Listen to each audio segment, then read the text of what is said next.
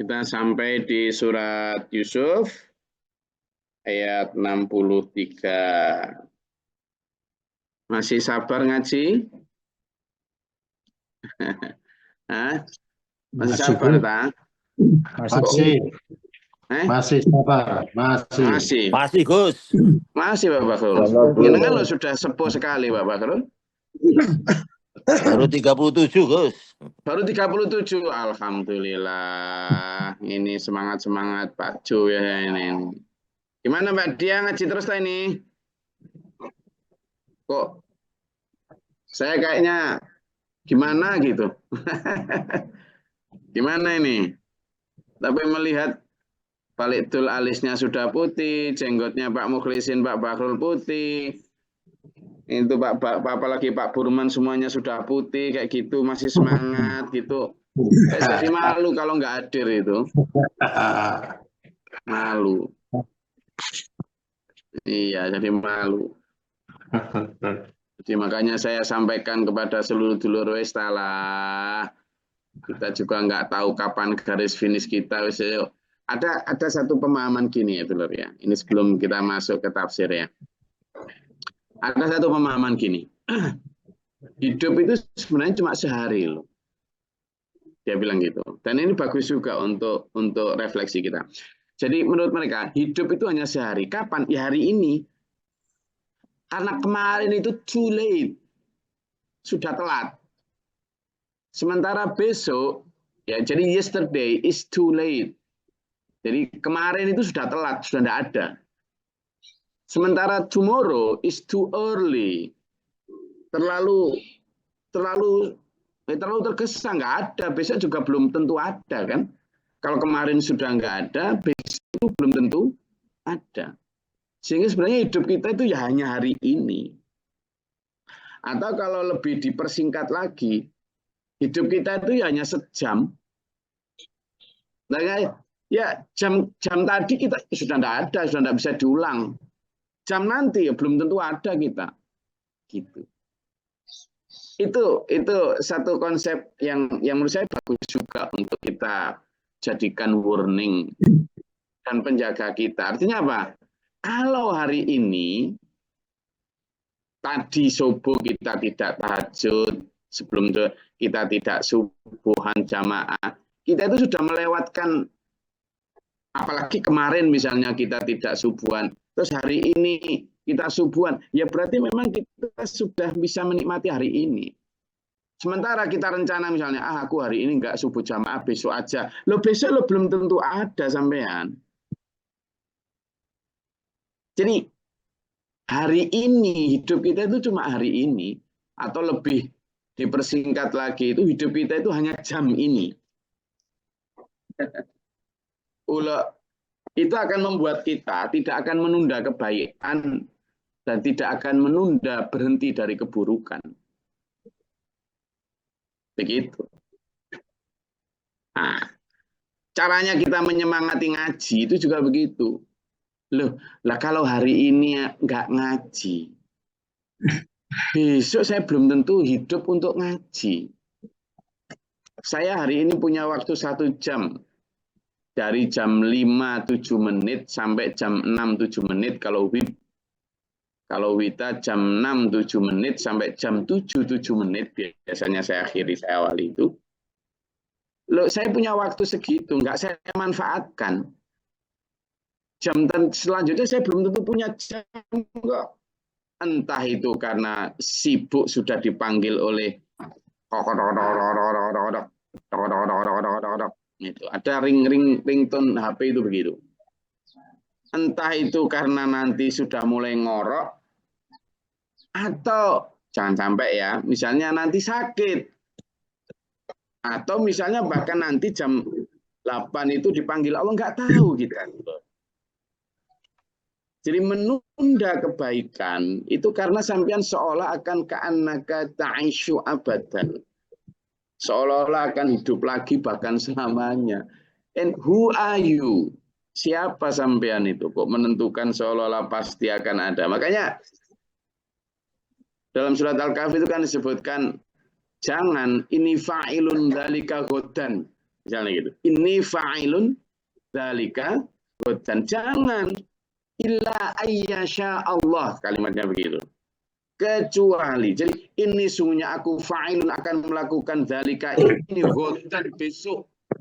Jangan pernah mengatakan begitu. Kata Quran loh itu. Emang nak baca surat Al-Kahfi loh? Iya, tiap Jumat.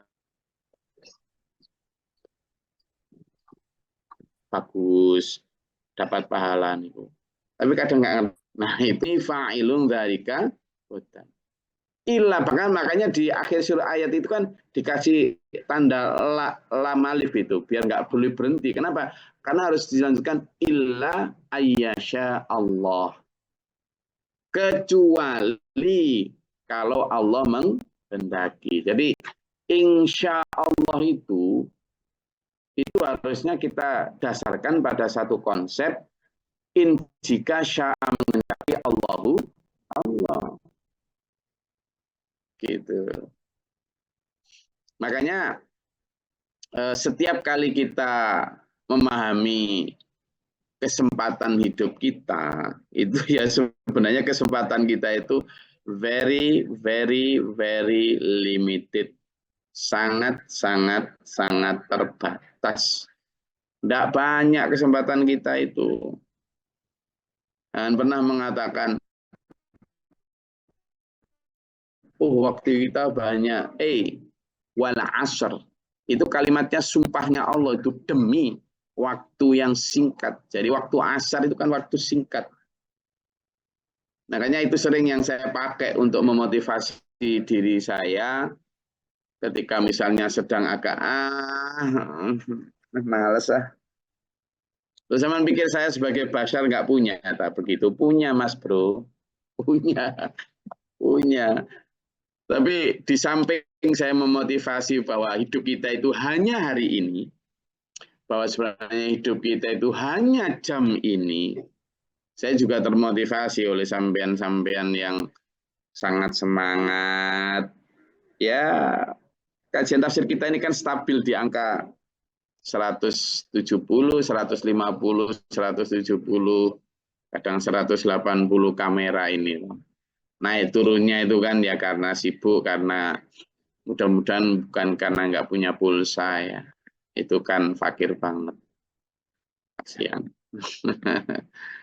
Jadi itu dulu. Makanya ayo kita semangati. Kita nyari kebaikan itu nggak akan pernah yang namanya terlalu banyak. Kenapa? Karena ketika mata kita bisa melek biar pada saat tadi bangun, itu ditimbang di akhirat nanti.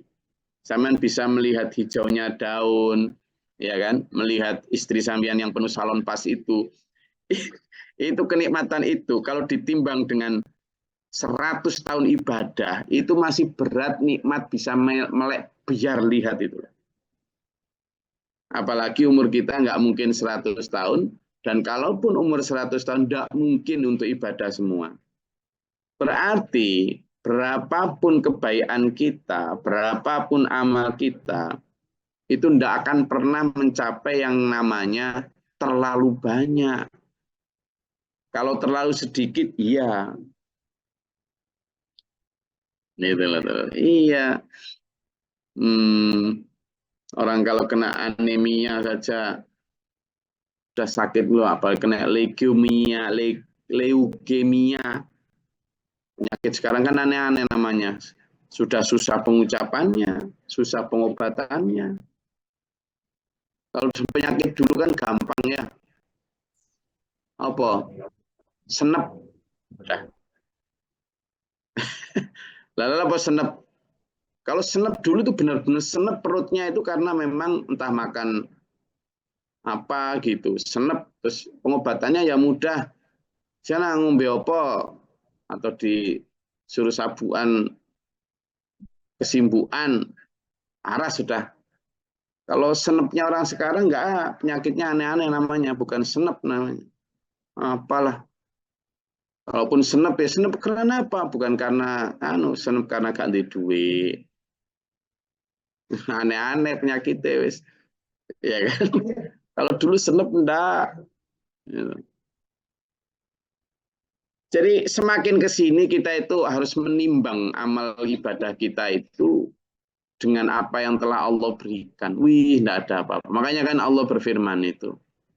Kalau kamu ingin inta'uddu ni'mata rabbikum. Jika kamu ingin menghitung nikmat Tuhanmu, la tuhsuha. Kamu tidak akan pernah bisa menghitungnya. Tidak akan pernah. Jadi saya itu pernah nyoba ya dulu, nyoba. Ini tahadus bin nikmah. Berbagi nikmat ya. Saya itu pernah mencoba duduk lalu menghitung nikmat sekaligus mensyukurinya.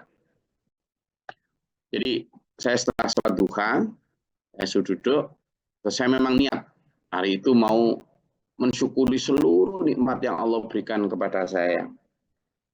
Mulai dari nikmat sehat saya rinci, kesehatan rambut saya, kesehatan pori-pori kepala saya, kesehatan kulit kepala saya, terus ke bawahnya lagi kesehatan batok kepala saya, kenapa enggak retak, kenapa enggak desok, harus saya syukuri semua.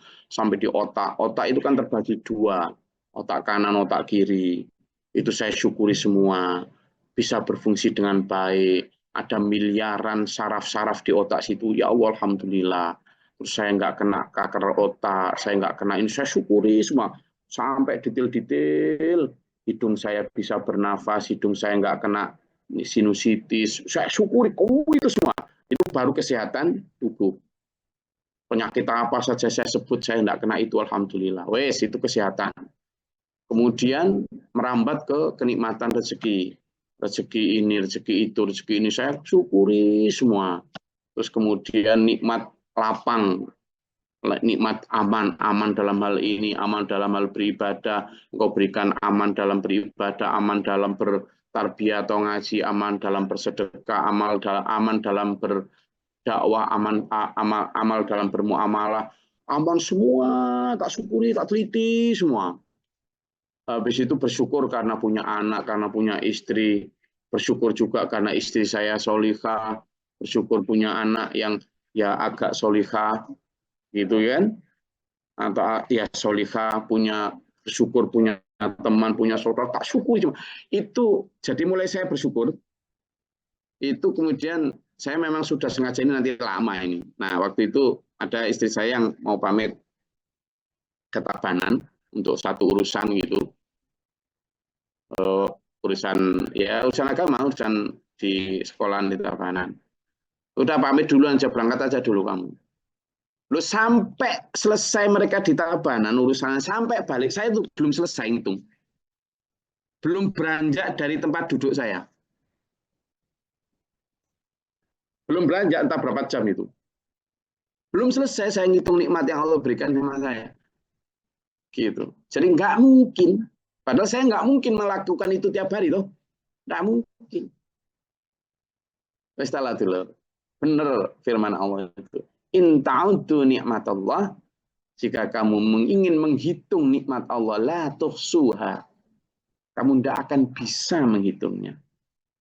Maka konsep tadi itu, bahwa hidup kita sebenarnya hari ini, ayo kita benar-benar pertama bersyukur atas nikmat Allah itu dengan cara mengisi hari-hari kita itu sebanyak mungkin bersyukur kepada Allah melalui sebanyak mungkin kebaikan.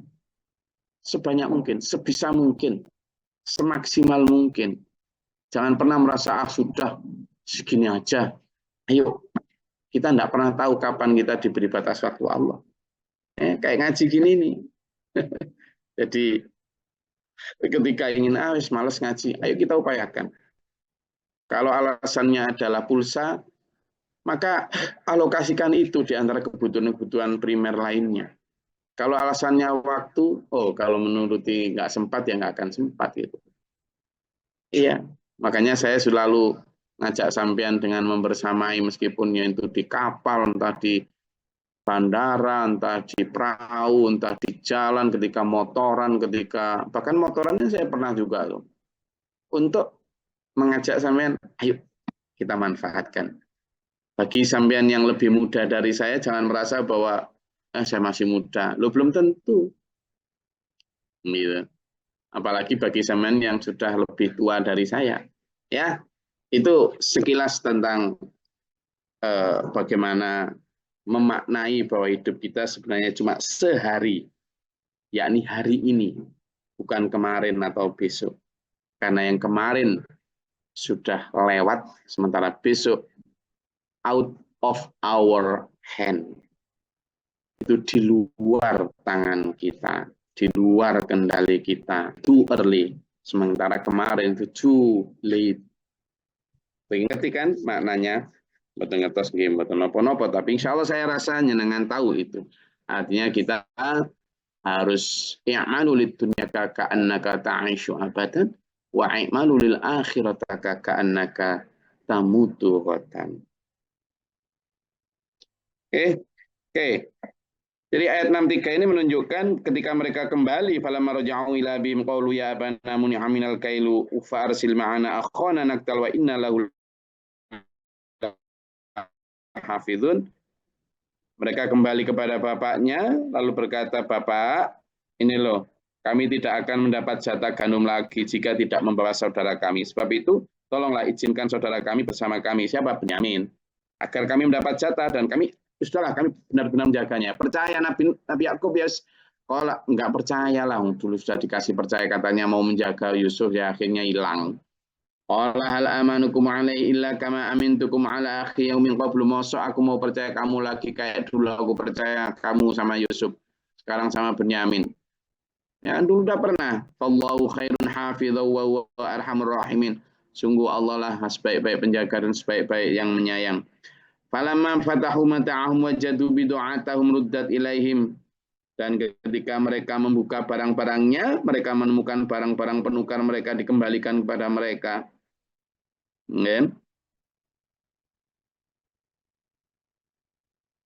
Ini kan dulu kan memang tidak dengan uang ya, modelnya dengan barter. Jadi mereka ingin mendapat gandum sambil membawa entah itu apa barang-barang yang bisa ditukar dengan gandum. Nah waktu itu sama Yusuf dikembalikan lagi, jadi kayak ditolak. Enggak, barang-barangmu enggak berguna untuk kami. Gitu. Maka ini, bid'atum ruddat ilaina. Maka dia, qalu ya abana. Baik bapak kami mana bagi? Sekarang apa lagi yang kita inginkan? Hadhi bid'atuna ruddat ilaina. Ini coba lihat barang-barang kita dikembalikan. Wa namiru ahlana wa nahfadhu akhana wa nazdadu kaila ba'ir. Makanya kalau kita ingin ngasih makan anak kita, ya sekarang tolong utuslah Benyamin bersama kita sehingga kita bisa mendapat takaran sebesar unta nanti. Dzalika kailu yasir. Takaran sebentar unta itu bagi orang Mesir dikit itu. Maka Yakub insist tetap ngotot. Qala lan ursilahu ma'akum hatta tu'tuni mawthiqan min Allah. Sudah gini aja, kalau kamu memang begitu, kamu harus bersumpah dulu atas nama Allah bahwa kamu akan amanah. La tu'tunnani bihi. Dan kamu juga akan bersumpah untuk membawa balik Benyamin. Enggak kayak dulu. Bersumpah tapi demi Allah. Illa ayyuhadha bikum, kecuali memang ada musuh yang mengepung kamu lalu kamu terbunuh, enggak apa-apa, itu bisa dimaafkan. Tapi benar-benar itu. Falamma atahu mawthiqahum qala Allahu ala ma naqulu wakil. Maka tatkala mereka benar-benar bersumpah atas nama Allah, baru kemudian Nabi Yakub berkata, Allahu ala ma naqulu wakil. Allah yang akan menjadi penjaga atas sumpah-sumpah apa yang kita ucapkan. Makanya sama dan saya harus hati-hati ya. Ketika mengucapkan sesuatu, kadang itu berupa doa. Ya. Saya sendiri kadang kelepasan. Makanya saya tebus itu. Kadang, wah awas kamu. Misalnya karena marah, wes gak bakal saya ke rumahmu lagi, misalnya begitu. Hal kayak gitu kita hindari ya. Karena nanti kalau sampai jadi doa, bahaya. Apalagi kita sebagai orang tua, juga jangan sampai menyumpah-nyumpahi anak kita. Karena kalau doa orang tua itu tembus langit, bahaya nanti. Kasihan ya. Maka setelah mereka bersumpah, Makanya kita harus mengucapkan yang baik-baik. Qul khairan aw liyasmut. Katakan yang baik, atau kalau tidak mampu ya diam. Qala ya bani la tadkhulu min babi wahidi wa tadkhulu min abwabi mutafarriqatin. Maka Nabi Yakub memberikan pesan, untuk keamanan kamu, nanti ya anak-anakku, kalau kamu masuk Mesir, jangan masuk dari satu pintu, kamu bagi beberapa pintu yang berbeda. Nah, ini ada satu hal yang baik juga ya, Telur. Kalau sampean bepergian, misalnya bepergian dalam satu rombongan, satu keluarga penuh gitu, memang ada yang menyarankan agar, ya bukan sesuatu yang harus sih, menyarankan misalnya mau naik pesawat, ada 10 orang rombongan gitu, jangan satu pesawat saja, tapi menjadi 2-3 pesawat misalnya. Kalau mungkin sih, ya untuk keamanan gagal terbang atau apa, ada pesawat yang tetap bisa selamat jalan gitu. Tapi kalau memang punyanya cuma satu mobil, ya gimana lagi ya kan? Tapi yang dimaksud oleh Nabi Yakub ini adalah untuk menjaga, kalau misalnya satunya tertangkap atau satunya apa, itu nanti satunya tetap selamat gitulah. Wa ma ugni ankum minallahi min syai'. Nah, ini juga satu hal yang harus kita pedomani, bahwa bahkan seorang nabi pun tidak bisa menjamin takdir seseorang di hadapan Allah, bahkan anak-anaknya. Nabi Muhammad SAW sendiri pun begitu. Tidak ada satu hadis sahih pun yang mengatakan bahwa keturunan Nabi Muhammad itu pasti masuk surga, itu tidak ada. Nabi Muhammad sendiri sudah bersabda dalam hadis sahih, "Hai Fatimah, aku tidak mampu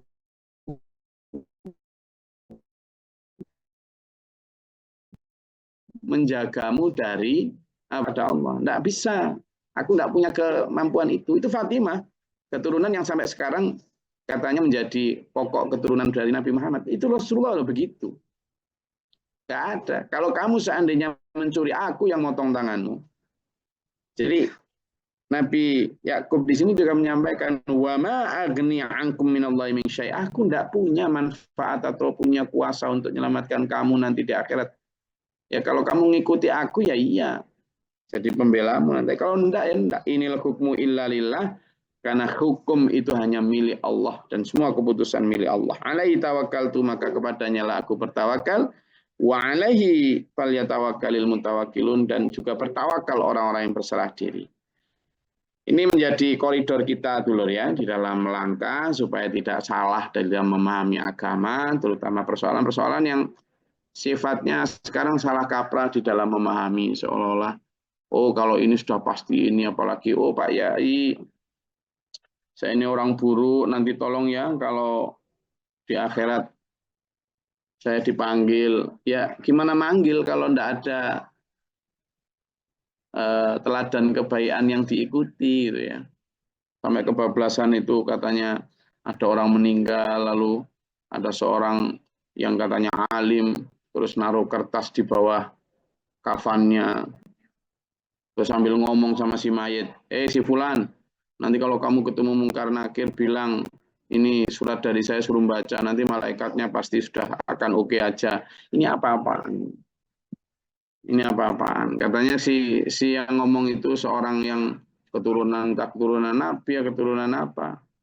Hanya karena keturunan itu katanya nanti para malaikat itu akan sudah lewat semua dengan kertas dari itu. Ini yang kayak gini nih yang sudah menurut saya kebablasan ya. Sementara ayat yang kita bahas seperti ini, bahkan Nabi Yakub sendiri pun menyatakan tidak ada itu jaminan.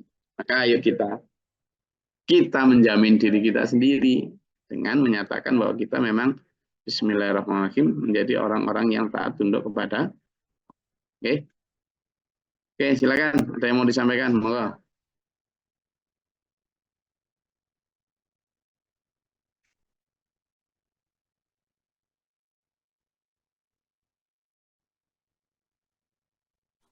Izin Gus.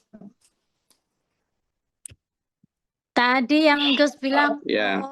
aku katanya aku neng omahmu. Nah, untuk meng-cancel statement gitu gimana, Gus? Kalau kita itu berupa sumpah, kalau ingin kita membatalkan sumpah itu ada namanya kafarat, ya. kafarat itu kayak semacam denda dari sumpah yang harus kita yang sudah kadung kita keluarkan, gitu kan? Jadi kafarat sumpah itu ada aturannya. Jadi kafarat sumpah yang demi Allah atas nama Allah, apalagi misalnya itu, maka caranya apa? Memberi makan 10 orang miskin. Kalau nggak bisa ya bisa dengan memerdekakan seorang budak. Kalau nggak mampu ya berpuasa 3 hari berturut-turut. Itu dasarnya di surat Al-Maidah ayat 89. Jadi kalau sudah kadung, aku sumpah demi Allah nggak bakal aku masuk rumahmu. Nah, itu kan sebenarnya sumpah nggak baik. Maka kalau kita ingin membatalkan itu, yaitu ada syaratnya itu. Selain kita beristighfar kepada Allah dan tetap bersilaturahmi ke rumah yang kita tadi sumpah itu, kemudian juga satu pilihannya memberi makan 10 orang miskin. Ya sehari aja enggak kok. Kemudian atau memerdekakan seorang budak, atau kalau enggak mampu ya berpuasa 3 hari berturut-turut. Itu dia. Wah, segitu beratnya ya? Oh iya, Islam itu sangat menjaga mulut kita supaya kita enggak asal jeplak gitu. Makanya ada hukuman itu. Itu surat Al-Baqarah ayat 89. Al-Maidah, maaf. Oke, ada lagi? Oke, kalau tidak ada, saya rasa itu kajian kita pada pagi hari ini. Alhamdulillah, mudah-mudahan kita diberikan Allah kesehatan jasmani rohani, berikan kita jalan terang, dibimbing, diberi kekuatan dalam siratal mustaqim, sabaran, ketabahan, dan juga fondasi iman yang kuat ya. Ila akhir hayat. Amin. Allahumma sholli wa sallim alaihi. Allahumma ighfir lil mu'minina wal mu'minat wal muslimina wal muslimat. Allahumma atina fi man hadait. وعافنا فيما فات ولنا فيمن توليت وبارك لنا فيما اعطيت وقنا الشر ما قضيت لنا. آمين. استغفرك واتوب اليك والسلام عليكم. اللهم دعنا البلاء والوباء ودنا من الجن والشيطان. ربنا نجينا ولنا صالحنا من القوم الظالمين. آمين. ربنا من نفقت بنا ما شهدت ربنا لا تزغ قلوبنا بعد إذ هديتنا وهب لنا من لدنك. آمين. آمين. ربي أعوذ بك من شر الشيطان. أنت مولانا حسنا كما نبينا ربنا. آمين. آمين. آمين. ربي أعوذ بك من شر الشيطان ربي آمين. آمين. اللهم افتح لنا باب رحمتك اللهم أنزل علينا رحمة بيدك فضل أنت رحمتك. اللهم أفرغ لنا صبر ثبت من نفسنا آمين. آمين. أعوذ بالله من شر البلاء والقدر الشر والسوء والشماتة الأعداء اللهم صل. آمين. ربنا هب لنا من أزواجنا وذرياتنا قرة أعين واجعلنا للمتقين إماما ربنا. آمين. آمين. وأنا ربك رب العزة عما يصفون سلام لله رب العالمين. السلام عليكم ورحمة الله وبركاته. Waalaikumsalam warahmatullahi wabarakatuh. Thank you, guys. Bil Quran